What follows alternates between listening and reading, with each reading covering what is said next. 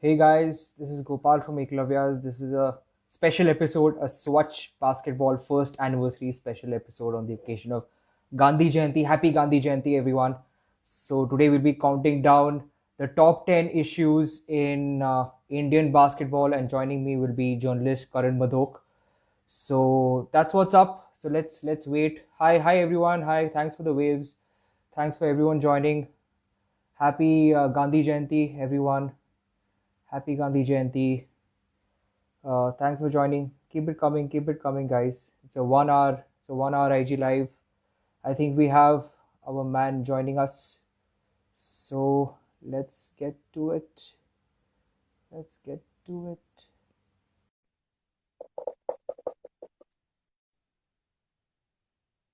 Thanks, Abhinav. Yes, I will check DM. Hey man, Hey. what's up, dude? Looking good. What's up? What's happening? Bus, what could be happening? Stuck in quarantine. Nothing else is happening. Nothing has ever happened. Oh, true. No, that's why we are manufacturing conversations, Karan. Yes. No, but I figured this is a good occasion, right? Like Yeah. I don't think you do a lot of IG lives. I think for your the Chakkar, your Yeah. art magazine. Yes. So, but I don't. I'm not a fan of IG lives, to be honest. But uh, but I figured today is a good occasion. Happy Gandhi Jayanti, first off. Happy Gandhi Jayanti. And you're right. I mean, IG Live isn't perfect, but it's really good for like interacting with people. And I think that's where it'd be really helpful. I think what we'll see is that the fan interaction will be really good with this, and people being able to send us questions and stuff. Okay. That's glad you brought that up. So everyone joining. So the person with me, my name is Gopal. I am from Eklavya. That's all you need to know about me. That's enough. And the person who is with me, his name is Karan Madhok. Karan, as you know, Instagram is like full Gen Z. Okay, so I need to introduce you to them. Yeah, Right. of course. And So plus, guys, I've already checked out from a lot of the Hoopisari thing. It's not even on Instagram, so you have to make a reintroduction. yeah. So guys, the person with me, his name is Karan Madhok. He is the founder of the Hoopistani blog, which has been documenting Indian basketball right from 2009-10. And Karan also is an independent journalist. He has written for the Slam magazine, for NBA.com, for a bunch of places. Times of India, Scroll, Caravan, uh, First Post, right? So he's the perfect person today to have this conversation. So what we're going to be talking about today are the top 10 issues affecting Indian basketball. And since it is the occasion of Gandhi Jayanti, this also happens to be the first year anniversary of something called Swacch basketball. I love I love that name, Karan. I'm so proud of coming up with that name of Swacch basketball to sort of Yeah. piggyback and take over from Swacch Bharat, make it Swacch basketball. Hopefully, it works better than Swachh Bharat did, but we'll see about that.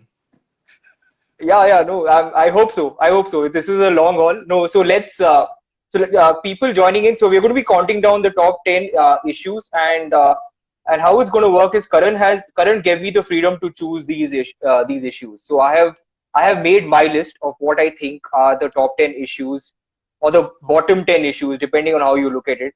Half full, glass half empty. So whatever your perspective is, the top 10 or bottom 10.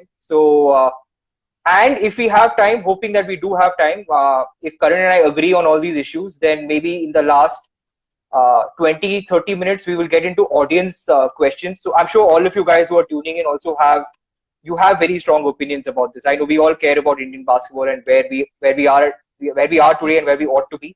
So send in the questions. Use that question sticker feature. Send in whatever you think are the top issues, and we will do an audience sort of round. We'll go into the audience comments, and we will also end, Karan, with a list. I call it the dishonorable mention list, right? We'll also talk about the issues that did not make it to the top 10, not because they are not serious, but simply because there are so many issues that we Yeah. can't do a top 14, 15, or 20, right?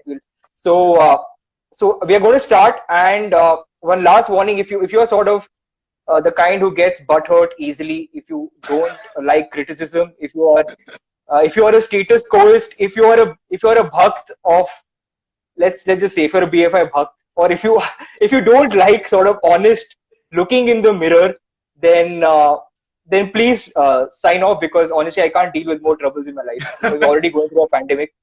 I think So right, I Karan, think go ahead. I think my advice to anyone who may have an issue with us highlighting the issues is that you should look at it in a way that we are highlighting them as opportunities. You know, like these issues exist, but it also means that once we pinpoint them out, then people can think about what to change. You know, because right now it feels like there's so much you need to change. Like it feels overwhelming. You know, so these are Yep. opportunities for change. I agree, and obviously we both come from a place of having documented the sport for the last 10 years, right? So just to be clear, we are both journalists, or we try to be full-time basketball journalists, but well, stuff happens, and we don't probably get to do enough of the kind of work that we want to do. So we come from a place of hopefully constructive criticism, and I hope people take it that way. So number 10, Karan, number 10, which I have, you may or may not agree, but I don't know how to call it also. But number 10 is for me is perception of the NBA versus the reality of Indian basketball. And what I mean by this to people tuning in is that people think that basketball is the NBA. And this leads to a lot of sort of escapism, in the sense of there is a lot of attention given to the NBA, deservedly so, the best players, the best league in the world. But this seems to come at a cost of not paying enough attention to Indian basketball. So your thoughts on issue number 10? Yeah, no, I 100% agree. So, and you know, I won't criticize. It's not the NBA's fault for its own popularity. Like me, for example, I started off as a basketball fan because of the NBA. The NBA was something that was the first attraction to me, and so I used that as a gateway. So it was very funny, you know. I used the NBA as a gateway to find out about basketball in my own country, and then it opened up these other doors that, okay, you know, if you like this, you should also like this. This is happening in your own backyard. So I think that's a way I would say to approach it. That, you know, the NBA has its place, but at the end of the day, if we are serious about helping Indian basketball, we cannot just even imagine that we are even in the same class. Between us and the NBA, there's, you know, the South Asia, there's FIBA Asia, there's so many levels to get to for us to be concerned about all the domestic stuff, all the state level stuff, you know, the district level stuff. And then maybe one day, like, keep the NBA separate. And you're completely right. We have to focus on our local issues if you're really serious about basketball. Yeah, and this does not make us anti NBA. In fact, because we I'm value, still a big fan. Yeah, because we value and appreciate the league in terms of how it is structured and organized. There's so much to learn and so much to apply, which is probably why you know, in fact, many of these issues come up, because we see, especially today, in terms of what the NBA is doing, what NBA players are doing in terms of speaking out on larger issues and stuff. So anyway, so here we just want players to even just speak about basketball issues, right? Forget social issues and forget others. Just talk about stuff that affects you. And so yeah, and also Karan, there are some other sort of angles to this, which because of this, in this terms of following the NBA versus following Indian basketball. Geetu is here, Karan. Yeah. Geetu Anna Rahul with a thumbs up. Yeah. She's commenting, so I'm glad that the big names of Indian basketball are tuning into this IG live. So hi Geetu, total respect from us to you, and we will be talking about women's basketball as well. Yeah. Go ahead, Karan. Do you want to say something to Geetu, who has tuned in? Oh no, I'm just saying Geetu is the greatest of all time. So I have nothing more to add to that. Geetu the GOAT. So my point about NBA and Indian basketball is that there are some underlying sort of subtext to it, okay, which you can agree or disagree. One is that I feel it is also tied to a certain level of classism, meaning that there is this sense, it's sort of like an urban versus rural divide. Not anymore, luckily, but it started off as anyone who's from a metropolitan sort of environment, who's from an upper middle or upper class, and who has access to a sort of good quality English medium education. Generally, again, I hate to be wrong, but it's purely a question of access, right? They end up being like an NBA fan, right? So that is one sort of thing that does honestly piss me off. In terms of people who are NBA fans are born of privilege. I hope that changes. It is changing. Like this sort of gap between Indian basketball and NBA is sort of getting sort of deleted in a good way because of social media also helps. But do you think that is like a thing, or am I just pushing this No, analogy too far? I don't disagree with you, but you can't really blame people for having. It's just that it's about communication means, right? I think, like, for example, I became an NBA fan 20 years ago because it was very easy to find access to NBA games, and the early days of the internet have access to, and we'll get more on this later, like NBA scores and statistics and information and articles, Yeah. all of this stuff, Yeah. and it was just there was just no news about Indian basketball. Even if we wanted to go and find out, I tell this story often. I'm from the hometown of Vishesh Pirguvanshi, the recent Arjuna Award winner, and I didn't know. Yo, Vishesh. And I did not know who he was, even though he's from my hometown, until he won the Basketball Without Borders Asia 10 years ago. So even to me, it was a surprise, like, oh, this guy lives in my hometown and he's going to be a big star. So it's just a matter of the news wasn't out there. Fortunately, you're 100% right, because of social media. At least the players themselves are able to get themselves out there, get more visibility. So things are changing now. But I can't blame fans for being NBA fans first, because that's just what we had access to. Right. Yeah. It's not a fault thing. It is. I guess it's just a reality thing. And like you said, we'll come to it in terms of we need to obviously market Indian basketball better. Like, or not just us, but generally the administrator, all of us who are involved.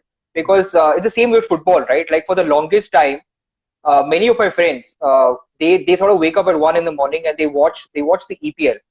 But at least now they are following the whatever the football league as well, right? So because they have that option now, obviously they still would say EPL is the best and all that, which is true. But at least we need to give people an option or a reason to watch Indian basketball, and I think this feeds into point number 9, which is the same thing. I forget the awareness about the NBA versus Indian basketball. I generally feel that the awareness about basketball itself is sort of lacking, right? In terms of basic rules, in terms of how many players on a team, how many on the active roster, is it an indoor sport, outdoor sport, right? Because people still sort of confuse it. I've had so many conversations where my relatives and all of them, they have said, "Oh, you work in football, or you work in volleyball," right? For them, it's like a blanket thing, right? Sport means it could be anything. As it is cricket plus all other sports. So this awareness, do you also see that as one of the issues in terms of basketball generally? 100%. And I'll start that answer by addressing something you said in your previous part about football, and comparing it to football and EPL. At least with football, there has been over 120 years culture of, there's some pockets of India where football has been far more ingrained than cricket. You go to Bengal, you go to Goa, you go to the Northeast, like Kerala, like they know everything about the sport. They don't need to be taught anything. And about the local side of it, they've had local leagues that have been going on for decades, if not over 100 years in Bengal, So, but whereas the basketball, even though we always boast, every school has a basketball court in India, it's always visible. But, and I would say at some point or other, a lot of us who have had the privilege to have a school which has a basketball court might have tried our hands on it. I'm not even talking about people like us who are hardcore basketball fans. I'm talking about casual people, they might have tried their hands at basketball. But there's always a confusion of, ye asli hai ki nakli hai. A lot of basketball was taught by Kuch Kuch Hota Hai when Shah Rukh Khan and Kajol playing in a sari. Like there are a lot of misconceptions about the sport. But I guess that's also changing. The NBA has helped with that in a way, because again, if we are watching, if the BFI aren't going to show every single game, at least the NBA is showing basketball games. Doesn't matter where the sport is the sport, So at least some of the awareness is increasing. I know you had mentioned that the obsession with height and the mis-obsession with height in India, and that definitely needs to be addressed. I'll let you address that, but from my end, I'll say, it's very annoying to me that people think that is the end all and be all. If you're tall, you play basketball. If you're not tall, you don't. And the funny part is, it's not about if you're tall you play. It's the cause and effect has got confused. And people are like, oh, you play basketball, so it'll make you tall. Yeah. Right? It's like, I mean, that's just nuts. Like, that is not possible. Like, I mean, whatever. If you're gonna gain height, go and play basketball. Yeah, that's weird. Anyway, so so yeah, that's the other thing. Guys, I appreciate all the comments. Karan, a lot of positive comments have come in. Like, I'll just quickly. And we're getting good mentions of Bollywood films that have featured basketball because they said kuch kuch hota hai. So we got Koi Mil Gaya. Um, I I just want to shout something out. I happen to be the world's foremost expert in Bollywood and basketball marriage. So please do check That's out. true. Please Google Indian basketball movie database, because all the list of, or not all, but as many as could have gotten or have watched, there's a great list going on, which I'll continue adding to, of mostly Bollywood, but also other language Indian films that feature basketball. Okay, yeah, it's called the IBMD, Indian basketball. Oh man, I love that. Anyway, so so just a quick sort of comment which I thought is cool. I'm only going to read the positive comments because well, whatever, bias media, Bikao, Gandhi media, whatever. So Shishir Sharma, following you guys for I think the last 7 or 8 years. I have no background in basketball but want the game to improve, and only you people I found who are carrying the baton for basketball in India. Kudos to you guys. So thanks, Shishir. And also, guys, please send in questions via using the question feature, because the comments are something that we may just miss out because it just sort of goes up, right?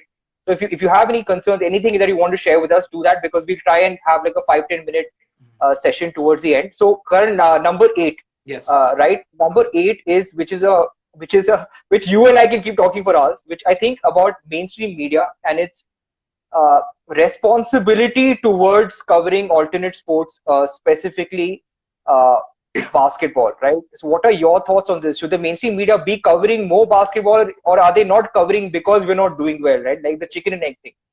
It's 100% the chicken and egg thing.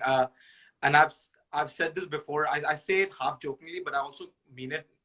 I feel like we as a Indian consumer society, I think we like hype and things which are exciting more than we actually like sports. I'm not saying everybody. I'm saying the mainstream.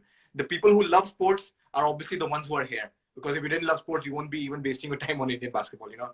But I'm saying in general, the bigger mass media we like success stories, you know, which is why, for example, like I know more about Mary Kom, for example, than I know about the boxing in India. It's just because we like the stories of individuals who make it. So I think the mainstream media in India will always highlight when there's a story worth highlighting. When, for example, Satnam Singh, when he got drafted by the NBA, was for a long time featured everywhere by the mainstream media. Not because they knew anything about him or the sport he's playing, but because all of a sudden we had an Indian who was famous in the US for a while, you know? And so that's how we tend to judge things. So it is a chicken and egg situation that, yes, I enjoy ribbing and making fun of mainstream media for not just underrepresenting Indian basketball, but also when they try to do it and they do a terrible job of it because they have no idea. They have never, you know, they only dip their feet and they mess up. But at the same time, I think the success has to come from the basketball side as well, because that's just how, it's unfortunate to say, but that's just how Indian media works. You have to give them something to be excited by. Correct. But again, just on the flip side, right? I agree with you that something positive has to happen for the mainstream media to cover it. But that said, and this is obviously an event which is very close to both of us. When India beat China, right, in 2014, you were actually in Wuhan, which, as it turns out, has gained a lot of notoriety in the last 1 year. Or for something completely different. Yeah. Oh man. So yeah, I keep thinking of that article that you wrote, The Wonder in Wuhan. Now it has become like a nightmare. Exactly. No, so I'll tell you the issue about this thing, right? So it's not when India beat China, right? I still feel like the mainstream media were more interested in covering the turban sort of ban, right? Especially our beloved Arnab Goswami, who was with Times now, and he was still sort of mildly engaged in journalism back then. He they had a 1 hour like that, whatever, frankly speaking, or whatever that's called, right? Where it was entire thing. They got Scott Fleming, the coach, and they spoke about the turban ban, but they did not even mention the fact that India actually beat China, right? So it's not even about Indian teams or Indian players doing well. I think there is this general bias, and even across the media today, that negative news sells more, is more clickbaity than positive news. So I think 100% yeah. agree. And also, it's somebody of that level. I'm not going to even name these journalists, but journalists like them, they are more likely to have a ready-made opinion about a controversy involving a turban than about basketball, because they don't know anything about basketball. But they can have opinions on religion immediately, So that's just the unfortunate truth of this. And I'm glad you brought that up, that for them the religious aspect is more important, because this again ties into the fact that I generally think sports issues are not viewed seriously enough, right? Because if anyone does not play a sport, they just think like it's just a game, right? So why should we do any investigative research, or why should we do an analytical feature on all the issues around it? Because at the end of the day, it is just sport, and after all, India has more serious issues like poverty, communal tension, and this that. All right, and to an extent, I calm myself down, saying that at the end of the day, let's not forget, India is just 73 years old, right? As a democratic republic, we are like babies as a country, and it is a fact also that the NBA itself is older than India as a country. I was just checking. 1946 is when the BAA was formed in June. Yes. Right? And the amazing thing is that the NBA played its first finals the same year as India gained independence. So our histories are very interlinked. Yeah. So that's also I understand that there's a much deeper history to the NBA and stuff. But I still feel, obviously, and you also agree, that there has to be more effort. At least the media should educate itself, yes. And it should sort of, even if it's unwilling to do independent research, I feel like they're just being a mouthpiece for whatever press release is being sent out by any sort of association. Yes. Right? Like this, again, you and I have seen every year announcement, not every year now anymore, but every few years, a pro league announcement is made, right? So the newspaper, I'm not even saying TV news because they anyway don't cover it, but the newspapers, all the national ones, they like, pro league announced for men and women. Next year, the same newspaper announces it again. Yeah. Right? So they're not even doing fact check on their own report from the previous year. Right? I think that is inexcusable, where you're just acting as a sort of PR mouthpiece for. Anyway, I don't know. I mean, that just okay. Anyway, I will move to, I think that's mainstream media. I think you agree. But the next one, which I want to move on to, because we sort of now already 20 minutes in. Guys, keep the questions coming in. Send in questions from using the Ask Questions feature. Point number 7, data, stats, and the lack thereof. Karan, this, I think you can lead with this. Yeah, all I have to say about this is, so I used to have the job back in the day where I was the BFI's media coordinator. Same here. We have both done it. We have all. I think to really make it, you have to go through the fire. And part of my job was sending, after every, especially in the nationals, of all the big games, sending in press releases of the scores.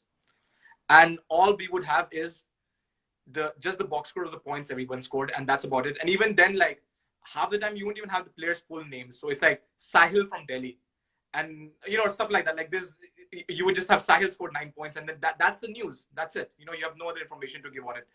So it used to really annoy me, but it's the best I could do back then. I'm sure you have been in the same shoes where, like, we all want to do more, but we just did not have the statistical information.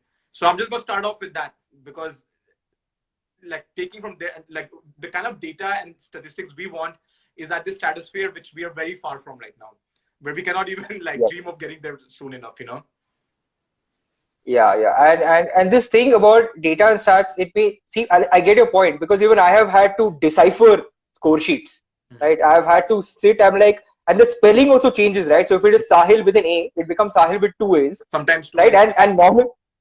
And then there are teams where there are 3 Sahils, right? There is like, Sahil is such a Haryana team name. It's usually Delhi, Haryana teams, yes.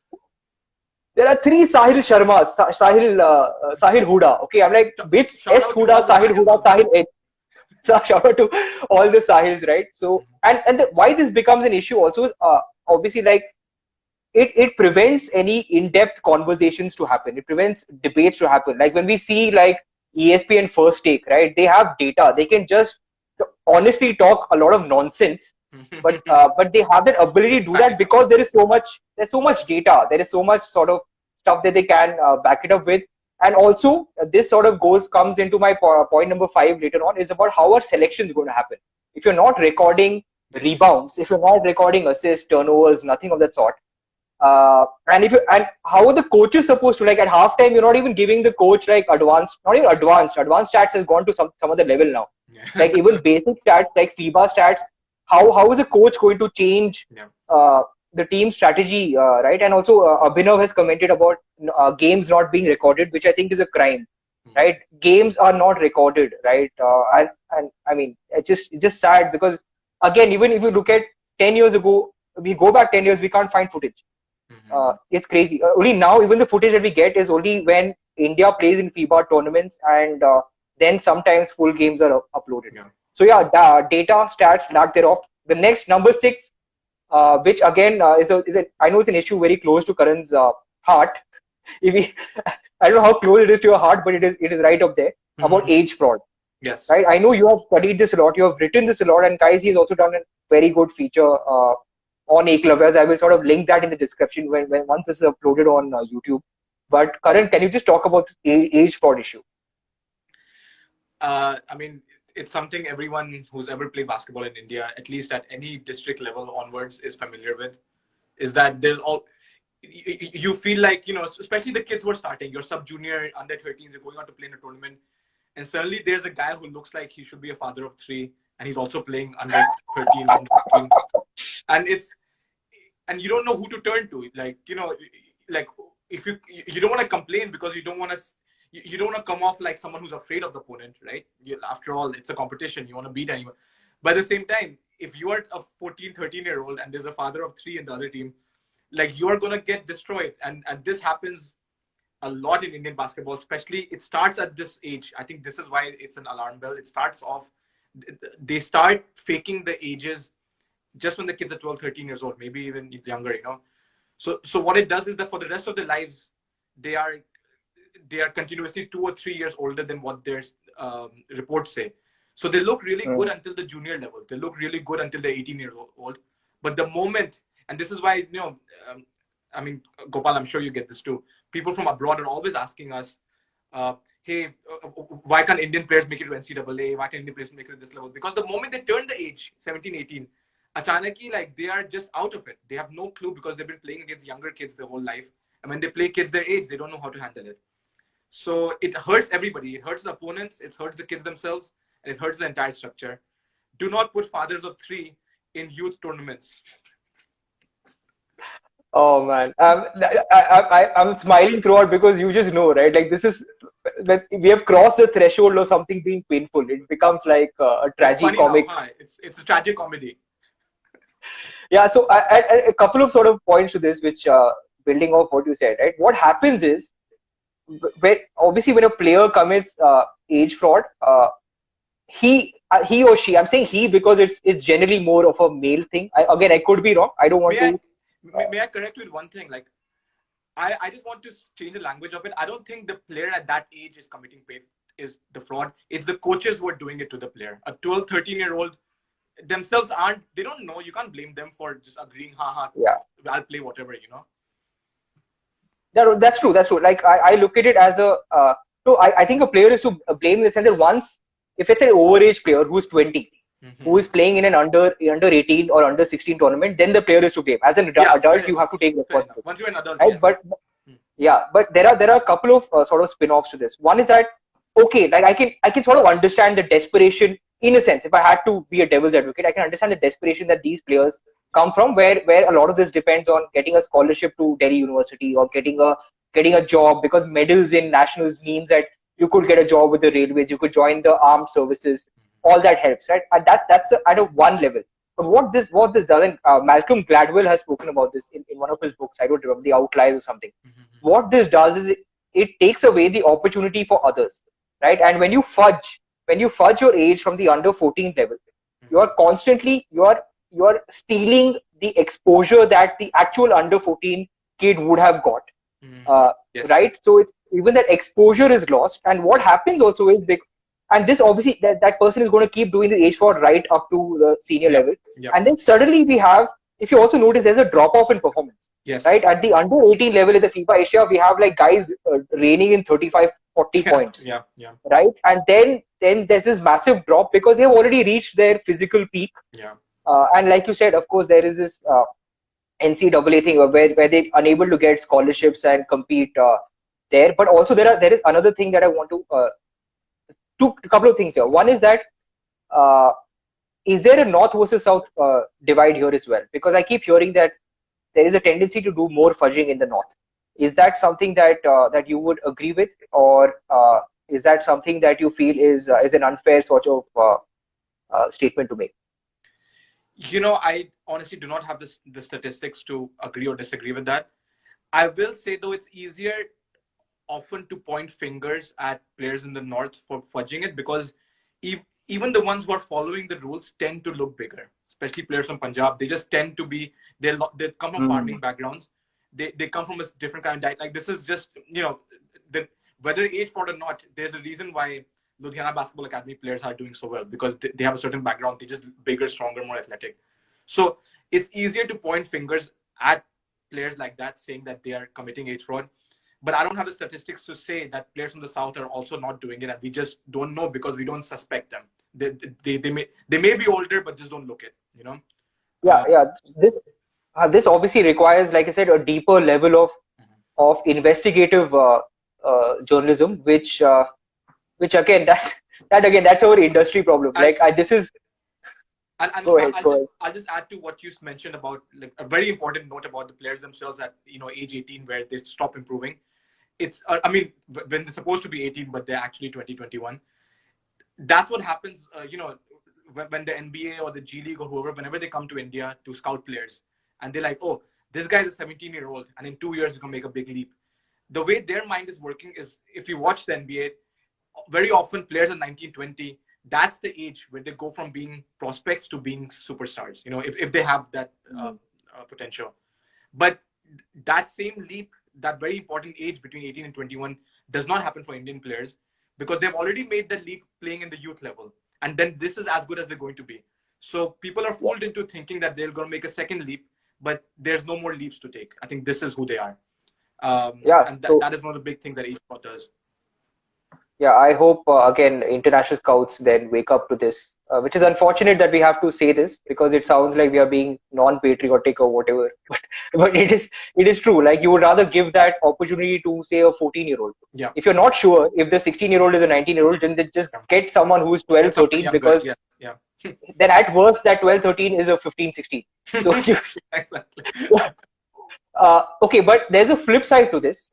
Which and here I would like to give a shout out to Pradyut Goretti of the Dribble Academy, because I know that he is someone who is doing stuff, right? There are many people who talk about making change, but he's actually doing a lot of stuff at the grassroots, and he represents a distinct and unique voice. Yes. And there is one sort of flip side that he brought up in this, is that when you do insist on birth certificates to prove your age, it affects players from underprivileged backgrounds who are from Dribble Academy, because they simply don't have it. Yes. So there is that one sort of flip side. I don't know obviously how to address that. Yeah. But that is just one thing I just want to put on record, that there is that flip side. And the other thing also I want to be fair and be balanced is that when I have covered senior national or whatever junior nationals and stuff, I think age fraud is something that BFI is trying to tackle. Yeah. They have actually put out a list of people, all the people that they have suspended from different states and all that. So it is at some level, I think it is being addressed, but obviously not enough. That's why this is point number 6. And Karan, go ahead. No, just I agree with you. They're addressing it, but by that level, by the national level, they have a responsibility to address this. It's, to me, the problem begins at the grassroots, at the coaches and district and state level, and once they have fudged the numbers, it's hard for at the national level to correct it. But yeah, just wanted to add that. Yeah, and I'm glad AJ Ferrero has is just commented saying bone density dating gives a close approximate to the biological age. That's right. And this is something that these tests are something that should be standardized and done across sports. I think it is happening in some sports. In fact, Rahul Dravid keeps talking about this, about needing this for cricket as well. So yeah, age fraud, issue number 6. Issue number 5, which again stems from the previous issues about lack of stats, and this age fraud is about team selection. Yes. Right? Like, how if your team selections are not based or don't seem to be based on any sort of scientific parameter, right? You don't have data, you don't have stats, right? And then there is the age fraud, because obviously the age fraud kids are the ones who are always going to make it to the final four or to the quarterfinals. I'm saying final four because it's always the winning team has 7 or 8 people who get into the camp, and the runners-up team has again 6 or 7. So by the time beyond the top 4 semi-finalists, right, it's completely dropped, even the scouting. And this is a bone that I have to pick with the selection committee. All of them, we know they are all past players, proven legends. So credit there.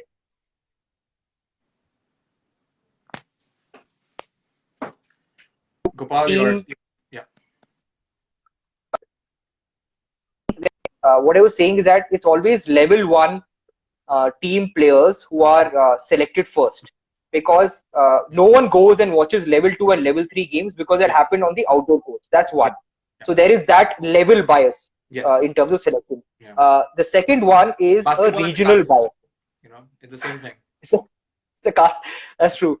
And the second is also a regional bias. Right? What I find is that it's like a regional quota, that, oh, Punjab mein se itne sare player hone chahiye. It's about the pull of a particular state association. So this, I think, are 2 issues. But Karan, if you can add to this whole selection sort of issue, team selections. No, I think you have addressed most of the important things. The fact of quota, where we always have to say, like, oh, you can't have too many Punjabis. You're going to mix it up with players from other states, or you can't have too many other states. You have to have some North Indians. Like, at the end of the day, we are not going to succeed unless we get the best 12 Indians to play basketball. And of course, this harks back to what you mentioned about stats. If our stats are only the basic stats, what we're seeing, the 12 points or 13 points, that's not how basketball is played. You need a team. You need guys you need scouts to actually go and watch these games to find out who's a good defender, who's a good passer, who sets good screens. Stuff like that, like stuff that might not even show up on the stat sheet, So this is why so many Indian basketball teams, especially at like the junior level and below, you'll see so many box scores where there's one guy who's scoring 40 points and no one else even has 5 or 6, because that's just how they build the teams. They're like, we have one good player and that's all that matters. Everyone else can do the homework on the bench, So that's all I want to add to this. I think for selection, scouts need to actually go and watch these games, watch how these kids play. There could be a guy who only has 2 or 3 points, but he does all the right things on the court and should be, should be considered for the national team. Stuff like that. So, yeah. Okay, right. And Pradyut, thanks for joining us. Pradyut Volati has joined us. Pradyut, we give you a shout out. Yeah. I hope you saw that. And yeah, Pradyut is asking from a training standpoint, what's your take, which is perfect, which is a segue into point number 4. Which is a poor support infrastructure. When I say infrastructure, I mean it in both the coaching sense and in terms of facilities. So starting with the coaching, okay, just to be clear, I think a coach's job is very thankless in India. Yes. Because coaches don't get paid. They don't get paid nearly enough. But at that same time, Gaurav Tiple, you wanted a shout out. Okay, shout out to you. But coming back to the point, right? Because coaching, I think there is a lack of willingness to learn or to keep learning, especially in the context of the last 20 years, where kids today have access to the best, or at least excellent advice, right? They watch videos on YouTube, and this includes me as well. Even when I was in college, I started getting access, like on LAN and stuff. I started getting videos and training videos and stuff, and I feel coaches are getting defensive. When a kid comes and say that I know how to work on my weak hand, rather than this tendency to say that, what, it's cool that you're complimenting or making my life easier, they sort of shut that player down, saying, you have to do it my way or the highway sort of thing. So do you look at coaching, are coaches to blame, or what? How do you look at this issue?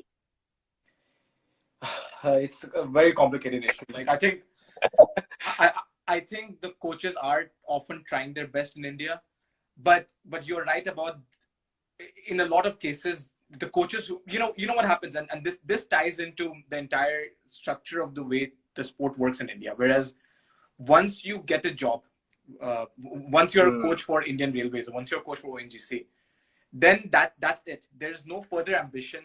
Or not for everyone. I'm saying for a lot of the coaches, once you have a steady salary, because there's no professional league, there's not that competitive gene ki I better do a good job or I'll lose my job.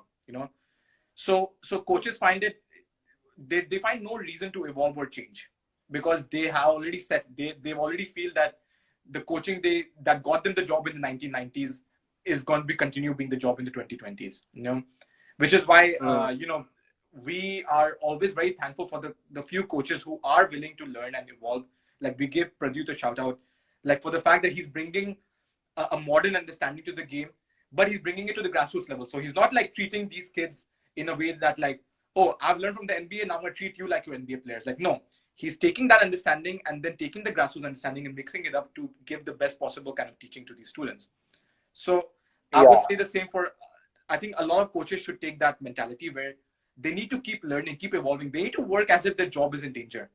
And they need to work as if they don't help their team at every level, they will lose their job, because basketball is evolving and they need to evolve with it. Correct. And this also, even Pradyut has actually commented saying that even excess of just following YouTube videos is a problem. And that's good. So what my point is that I think coaches have to now also become curators of the information that kids are receiving. Like direct them to particular websites and particular channels and say, these are the guys you should follow. And even when you do follow them knowing that they're not showing you how to warm up. They're not showing you how to stretch. They're just going right to the drill, right? So anyway, that's another sort of point. And another sort of thing that I have is that I think coaches need to also learn internet literacy. I think that is, I've actually created email accounts for coaches, right? So I think they need to just know that now there are laptops. You need to be familiar with being able to access the internet. Anyway, so that's the coaching side, which is one half of the infrastructure support. And I'll add to just one small point, just to add to the coaching side. It's not just the head coaches. As the level improves in India, like in the sense, like as you're reaching the juniors and you're reaching the national levels, you have to pay attention to the physios. You have to pay attention to the health. You have to pay attention to the diet, what diet you keep. I think to me that is all part of the coaching infrastructure, because you're not just coaching a player how to play basketball. You're coaching them how to be fit enough even before basketball. This is why we see so many guys, right? Like when they come back to a camp after 4 months, they're so out of shape because they've been having chola bhaturas for 4 months straight. So it's like, it's really important to have that sort of teaching too off the court. No, I'm glad you brought it up, because like you said, a coach, especially at the high school level, is not just a basketball coach. That guy also doubles up as a SNC guy, a skills trainer, a nutritionist, a physiotherapist, right? So that's what I'm saying. I know we are demanding a lot, but I think it's important for a coach, a grassroots coach, to have basic sound knowledge across all these aspects, right? Like even, for example, when I used to play, right, coaches never told me why I'm doing push-ups. They never told me it's to sort of work. I still don't know. Work. Yeah. So like they should.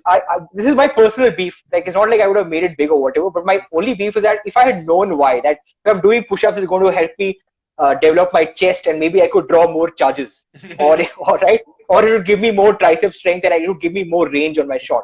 I just think generally the why has to be explained more rather than just do this. Yes. I'm telling you to do it for you. Right. So, and that's the coaching side. And again, the subset of this is, one more point I also feel is even coaches selection.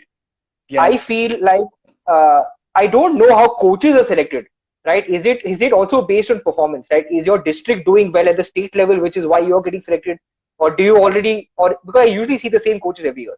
I don't know. I would like to see fresh faces. I would say it's a mix of things. I think in some places we have seen so often there's very positive stories of coaches who have taken a basketball area which had no basketball history and made it into something. Rajesh Patel comes to mind, where we have seen a coach that has just taken a bunch of students and really taught them a game without even knowing about it themselves. They're having their own background sometimes.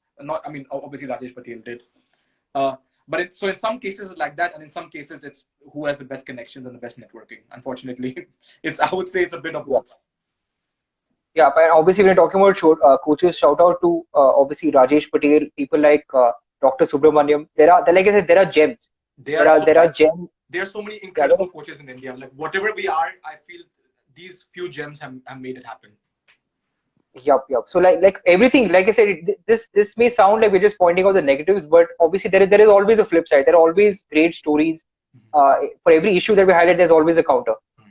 Coming to facilities, right? This again is this thing of which is tied to awareness. There is this, people just don't know basketball is supposed to be an indoor sport. And if you could argue against saying that, okay, fine, this indoor sport concept is because of northern hemisphere countries which see a lot of harsh winters. I get that, but at the very least, you should have a better surface, because cement surfaces, I think, fuck up the knees royally, right? And generally have some sort of covering, right? Because India, we're dealing with rain, we're dealing with sun, we're dealing with wind, thunderstorm, dust storm, right? So you're basically taking away 5-6 months of the year, loss of time, because we're not talking about casual playing. We're talking about people who are trying to be elite. So they need to play 6 hours a day, split into like multiple sessions, and we don't even have that. And Karan, you obviously are you are sort of 1 foot in the US, right? And I'm sure in the US they have these 24/7 training centers, right, where you can actually go and play anytime you want into 2 in the morning. You have practice hoops, you have automatic rebounding machines, right? All of this is just simply does not exist in India. Yeah, I mean, and that's again, we are speaking of a place which is just so I spent a lot of time in China too, and the one big difference I saw in China was the fact that, you know, I don't need to tell you how much better China is in basketball than us. The one big difference was there were basketball courts everywhere. There were basketball courts, indoor basketball courts everywhere, and easily accessible. So I mean, you're completely right. There's nothing I can add. I will say one thing though. Imagine if these FIBA tournaments where India performs pretty badly, imagine if those tournaments were held in outdoor cement courts at 2 in the afternoon during a hot summer day. I think India would win every tournament, because we are so used to those conditions that no other country is ready for this. We'll just sweep the floor. If it's too hot, if there's too many mosquitoes, we will dominate that particular kind of tournament. Even the flip side, like the last nationals that happened in Ludhiana, it happened in winter. Okay, then even inside, even indoors, it wasn't like temperature controlled or anything. Okay, they were playing at 2 degrees. So Kerala players, I'm getting messages like, like, this is crazy. Kerala like losing it. I'm like, what? Oh my God. So anyway, so that's the facilities, and also let's not forget this. When you talk of facilities, there's a need obviously for full-fledged state-of-the-art academy, right? Like the NBA India Academy, JP Greens. We need 4 or 5 of those proper residential academies as well, which obviously requires a lot of investment. But again, like you said, if China has like hundreds of them, we can actually have 10 of them, right? I don't see why not.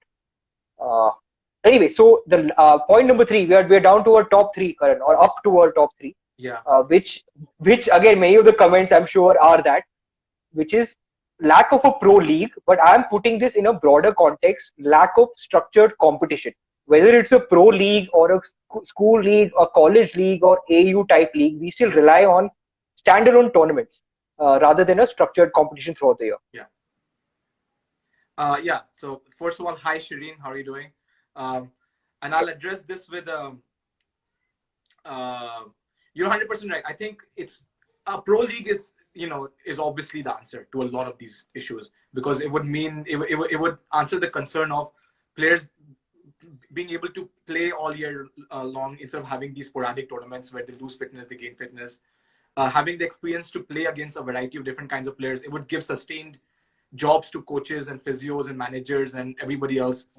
It would jobs to us. Yeah. It would help the it would help the media sort of exposure of these of basketball in India. A lot of things could be addressed with the professional league, but just to answer what you said, not just a pro league, but any sort of sustained event where basketball is now, like players can count as basketball as their profession, not as semi-professional, as we all know. So our best players might spend time, being in the Punjab police or working in ONGC or being a ticket checker in a train. They have to do these jobs because those are their day jobs. Now, often they're not required to come to office. That's a different story. But at the end of the day, they at least have to.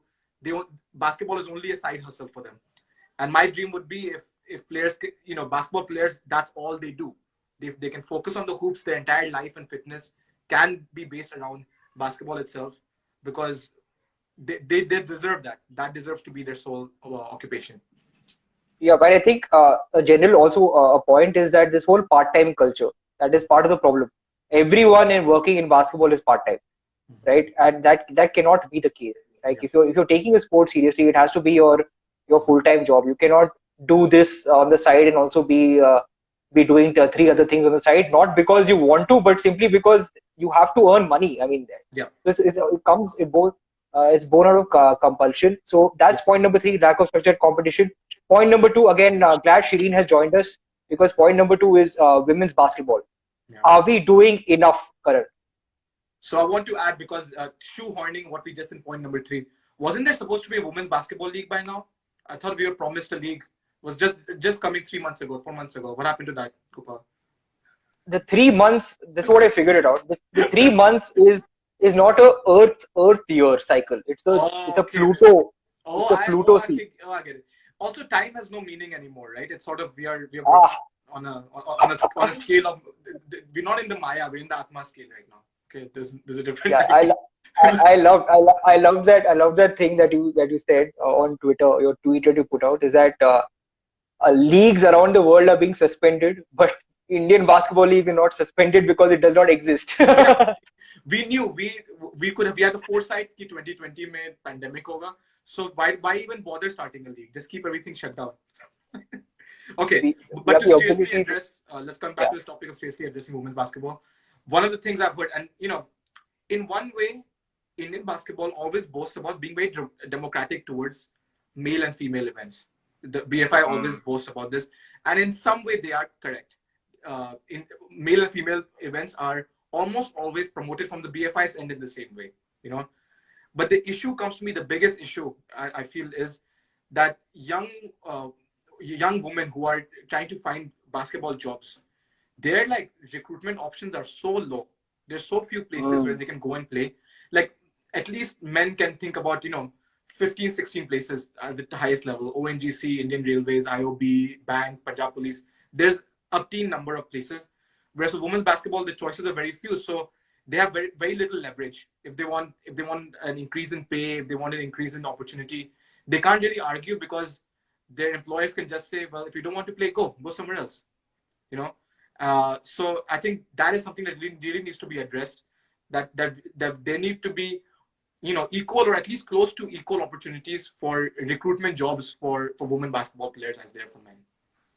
Right. That is obviously number one. And just to add to this, I also feel that we need more senior female administrators.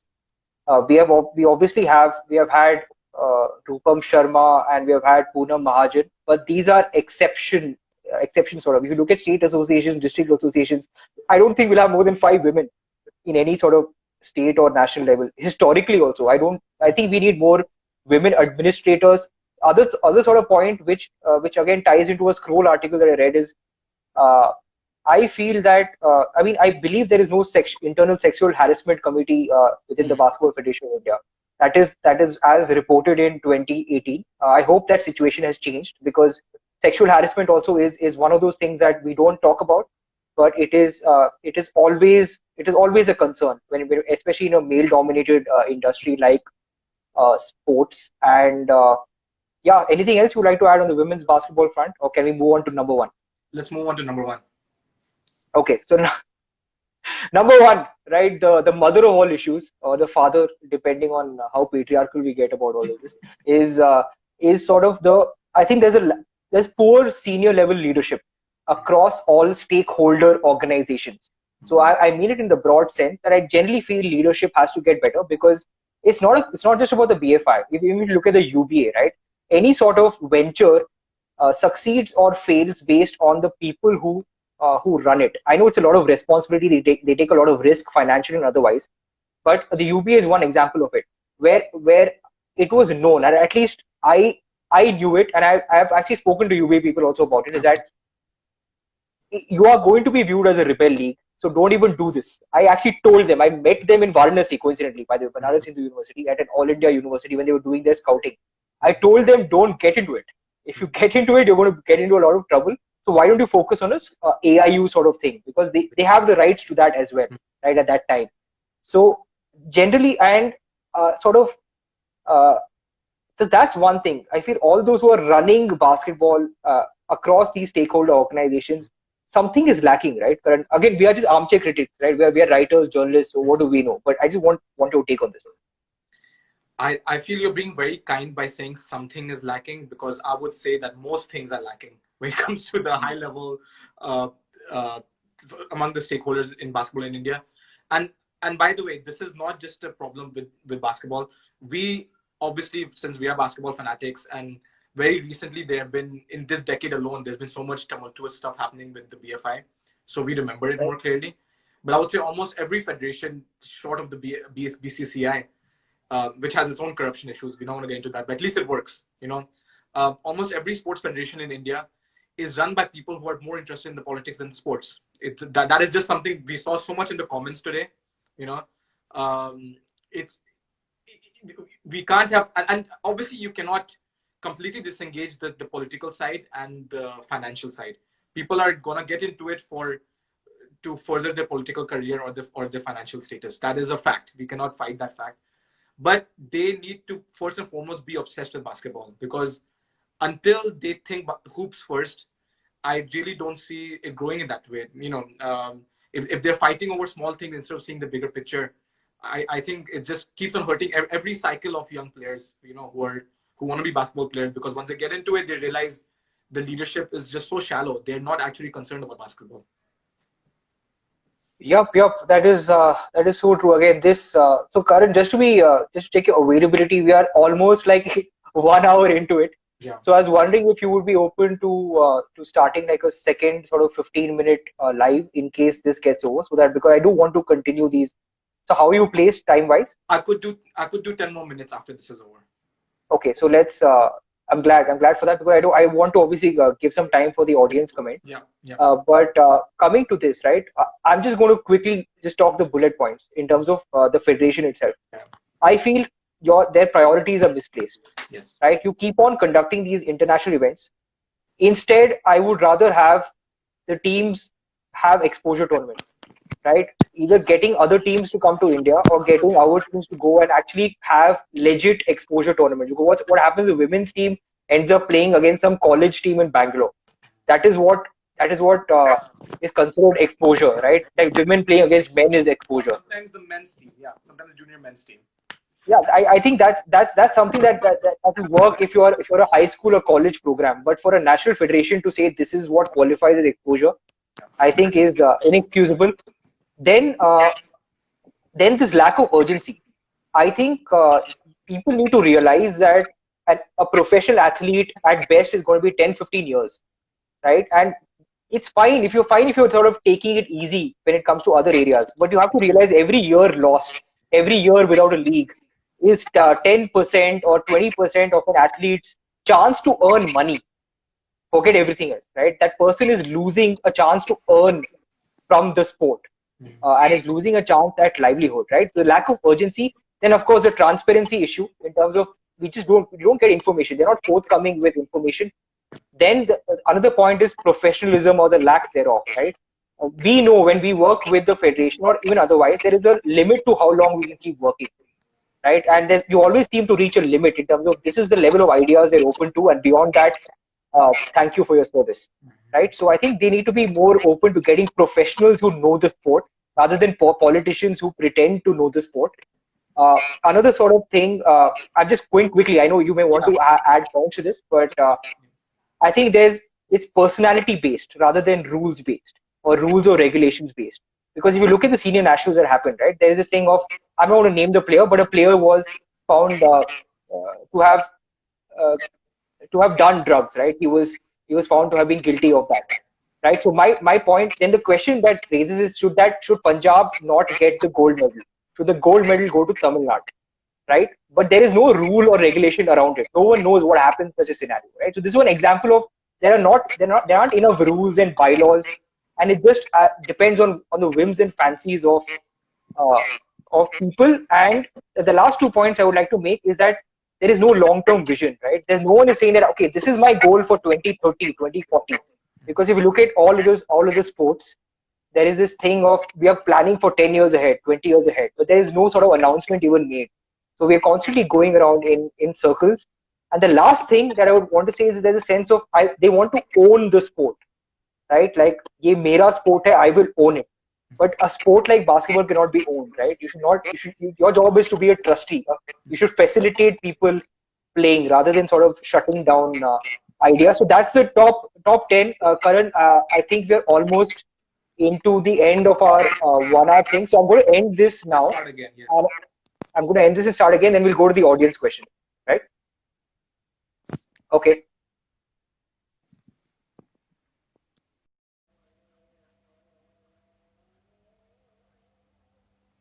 Hey guys, we're on to part 2 of the IG live with Karan Madhok. So we're talking about the top 10 issues in Indian basketball. Hi Apurva, hi everyone joining. We're on to part 2. Thank you all for joining. I hope you saw part 1. If not, I've just shared it as a post, so do check that out. We're already done with the top 10 issues, and now we're going to be looking at audience questions. Thanks for all the love. Let me just add Karan, and then so that we can continue. So guys, keep the questions coming in. Keep the questions coming in because we're going to do a lot. Hi Varun. Hi everyone. Thanks for the wave. Thanks for the love. I'm waiting for Karan to join. We have already counted down the top 10 issues, and now we're going to be doing audience questions. We're going to be doing audience questions, and I also have a list of issues that didn't make it to the top 10 issues, but these are also serious issues nonetheless. Hi Pranay, hi Vivek Salvi. Thanks everyone for joining. This will also be uploaded later on, and I will be putting top 10 things we can do with do solutions. Pradyut, I will do that with you. We'll do a solution thing with you later on. But right now, it's important to point out the issues. Only when we know what the issues are, can we think of solutions. So this is about the issues. And come on, Karan, where are you?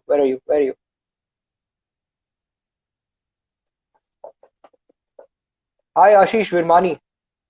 Oh, okay. Let's try again with Karan. Try again. Hi, Ashish Virmani, a friend of mine. Hey. Hi. Okay, so I'm glad we had such an in-depth conversation. This is a good problem to have when it sort of exceeds it. So I know you just have 10 minutes. Yes. So I want to get in. Go ahead. Yeah. I just there's one there's one thing I would like to just address, because you wrote you mentioned the issues with the top level management and all the things, a list of things that that they need to work on. And I really we obviously don't have time for me to respond to every single one of them. I agree with most of it. Okay. But I will say one of the most important things you said is how the federation thinks that they own the sport, and they should feel that way. To me, I'll just mention one thing on that. As basketball fans, as players, as young kids who either want to play basketball when they grow up or want to follow basketball when they grow up, they are not there to watch these uncles who sit by the courtside drinking chai. We are not there on a pedestal, Karan, on a 20-foot pedestal. We are not there for the game to be a timeout to be called and some VIP auntie coming in and putting garlands on them. That is not basketball. We are there for the players. At the end of the day, the players make the sport. They need to be highlighted. Why do you think we love the NBA so much? Again, I'm speaking to the NBA speaking audience who became an Indian basketball audience too. As much as we respect the coaches, we do. I respect a lot of the coaches, and the management. But you get into the sport, you get pulled into the sport because of the star power of the players. You're entertained by them first and foremost. And I feel that the BFI need to highlight the Indian players and their talents more than anything else, not lose their talents while they're still in the prime, not give them if they do something wrong, ban them for a while, but not these stupid long bans that basically mess up their careers. Just be reasonable about it. And the sport needs to belong to the players who play the sport. I'm so glad. Huh? That was my rant. It's over. I love it. I think we can go on this rant for the longest time. Put players before your power, please. It is not rocket science. Yeah. You give players 2% respect, they will give you 200% commitment. We have already seen that in 2014-15. when you had just some sort of semblance of a supportive sort of environment, we had started to beat teams. Okay, we were looking very different in the middle of the last decade. So I'm glad you brought that up. Players first, and everything else just becomes a lot simpler, and we're getting a lot of love for that. So coming, Karan, let's go to the audience questions, and then depending on how much time that you have, you're already, I think, looking at your daughter. Karan, Me too. Karan, we're taking Karan away from his family responsibilities. If you're worried about privacy, which I totally respect, but so let's go to the audience questions, right? Some of the I'm just going to play them quickly. This is one: no opportunities for players who age 20 plus. Any thoughts on this, Karan? Yeah, and I think what they mean by that is that until you're that age, there are school tournaments, college tournaments, but there's no, unless you become one of the best players in India and are recruited for a basketball job, there's no pro league or there's no ongoing national tournament. Yeah, I agree. I think we addressed that issue in our earlier conversation a little bit. I think if there's more tournaments, not just the national pro league, but other minor leagues, anything like that, it would help give these other adult players opportunities too that they right now don't have. Yeah. Thank you, MM7 Basketball, for that comment. Then we have one from Crazy B Baller Desi. Proper training details of the game are not taught well. Methods of training are not right. I love it. There is no black and white. I think that's not even a question. That is the. I think you are answering your own question. Okay. Then this is generic corruption. This is so broad, right? By R.K. Badesha. Karan, any thoughts on this? On corruption as a generic sort of. My answer is yes. Good answer. Full stop. Good answer. Oh, this is one. Yeah. This is a good one. In the sense, we haven't addressed this, which I think we should bring up. Lokesh Chitransh is bringing this up. Over craze for a single sport, cricket. Should we do some cricket bashing? Is that we avoided it till now, but your thoughts on this? You and I in the past have both publicly and privately, talked about how cricket has dominated the Indian sports scene. Sorry. To answer Winman Ashish, I'm not saying yes to corruption. I'm saying corruption, yes, it exists. Yeah, just to clear Yeah. No, that's clear, man. That's clear. No. Anyways, but to come back to this, the cricket thing, I can't blame cricket. It's not their fault. They're doing what is best for them. It's not cricket's fault that they are that they're successful. It's the fault of the Indian media and the other sports who are failing to sort of create the hype that's necessary. Yeah. So yeah, cricket is not to blame anymore, I think, or not to blame as much as it was to blame probably in the past. The next comment is from Rathor Sachin, which is not India sucks at everything, whether it is sports, education, or any fucking issue. India's fucked. I think you had a bad day, bro. Like let's just leave it at that. I think we should. But Karan, what? I don't know if we should even get into this, but I just wanted to put out this. If you think you are ranting, there are. Sometimes it's true. Sometimes it's not. I'll have to say. This is a good point from Rohit Thakur. Parent support or the lack of support. This we have not discussed, but I think this is interesting. What are your thoughts on this?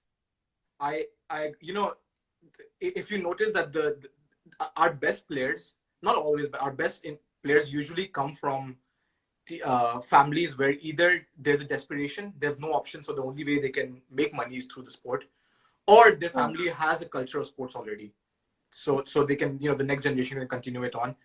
But it's always a challenge for families who come from different backgrounds and their kids to say, I want to play a sport like basketball. And the question in India always is, every Indian parent, what are you going to get out of this? What's the profession?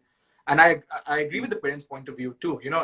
Every parent will worry about, India is such a competitive country. There's so much competition for every job. So obviously parents are going to be concerned about what sport you're taking up. But I think parents need to be open-minded and be a bit more liberal. If their kid loves something and are truly passionate about this, they should support them. Yup. I totally agree. Another comment from Ayush Rathore, which is a trending issue. because this seems to be the problem for everyone these days. Nepotism 100% है basketball में. Karan, thoughts on nepotism in basketball? I don't know if that's true. I don't have the statistics to prove whether that's true or false. I feel there's a lot of other issues which we talked about. As you know, we talked about the regional quotas, and we talked about people who have connections and networking in that sense. But nepotism in the strictest sense, where somebody's son is making the basketball team because the parent was, I cannot say if that's true. I don't know what you have experienced in your in your time.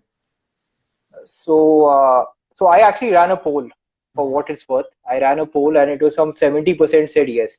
But again, I don't know. But again, obviously, like nepotism right now is just like it's in the air. You can't escape it. I mean, people will say that you invited me because maybe I'm your cousin. So nepotism to har jagah ho sakta hai. By the way, we're not cousins. But it's okay. You're a brother from another mother. Bye. Like, so this is a good one, and this is from a friend of mine, Ashish Virmani. Since we're talking about nepotism, will you encourage your daughter to play? 110% if she wants to. She's playing a little bit, but she's also like into dancing. So I mean, I won't force it. I'm gonna leave the opportunity open. If she wants to play it, she'll play it. Yeah, it's entirely up to her. But I would love it if she does.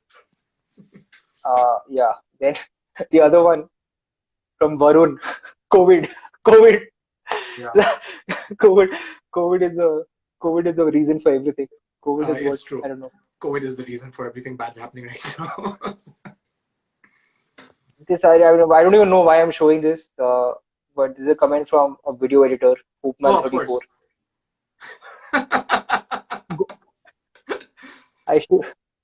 I shouldn't get a haircut until India wins against China once more. I don't intend to. I like, why not? As long as I have hair and it grows, like I'm going to let it happen.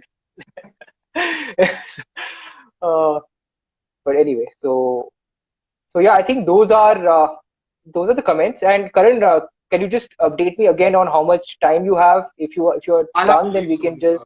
I'll have to leave in a minute. Okay, so then we are not going to get into the dishonorable mentions. That is just something that maybe that we can get into later on. But guys, another point which I want to bring out from #8. This is a problem. I'm not even going to mention what is being shown on the screen, but that is just something that is between you and me. I agree, this is a problem. Moving on, right? So that's pretty much it, guys. Thank you so much. This was a top 10 or bottom 10 on the problems faced by Indian basketball. And to conclude, this is a Swacch basketball is a campaign that I'm trying to run. I'm trying to do what I can, and hopefully go deeper into it. But this will require a lot of funding. That's the reason I started something called Ekal Affairs Foundation. I'm giving a shout out to my own stuff, but I want to get into policy, sort of deep dive into, because all these issues come from faulty policies, right? Or they come from a lack of rules, bylaws, a lack of rule of law, generally speaking. So I hope I can use my law degree, get into this, but this is a long-term play, right? Like we know, right? You said somewhere that before I die, you are hoping that a league comes out, right? So it's a long haul. If you had wanted something to happen by now versus the reality of what will happen, I think we have to now be prepared for a 20, 30 year, I don't know. It seems like a long haul, right? So that's it. So thanks, Karan. Thank you so much. I really appreciate your time. Because I know it's pretty early and you are a young father and your daughter is waiting for you. But where can people follow you if they want to follow you? Yeah, I know a lot of people mostly are on Instagram, but if you want to follow me, get to me on my Twitter. That's where I'm probably most active. So I'm at Karan Madhok 1, or my basketball thing is at Hupistani. I also run, like as you mentioned earlier, an Indian arts and culture website called thechakkar.com. Yeah, so if you guys are interested in more such rants from time to time, that's where you can find me. Yup. And thank you, Neema as well. Neema, of course, we all love and respect her. Thank you, guys. Thank you for the love. That's it. That's it, guys. Thank you for joining us, and happy Gandhi Jayanti, Karan and everyone else. Thank you, Gopal. Thank you so much, and keep doing what you're doing. You're like seriously one of the saviors of Indian basketball. So. Oh man, we need more. I hope there are more now because we're getting old. Yeah, exactly. So thank you, everyone, and I hope we inspired like more people to do what we are doing, basically. Inspire. I will not say. I don't know if this is inspiring, but this is, That's true. That's true. we drop truth bomb. We drop. Thank you. No, but I'm glad. I'm glad also because I think in a sense it's perfect timing because we have both been. You've been doing it longer than me, but I think this is a perfect time. You need to do this for 10, 11 years to be objective in terms of raising these issues. Thanks so much. Thanks guys for joining, and thank you, Karan. Thank you. Bye bye. Okay, bye guys.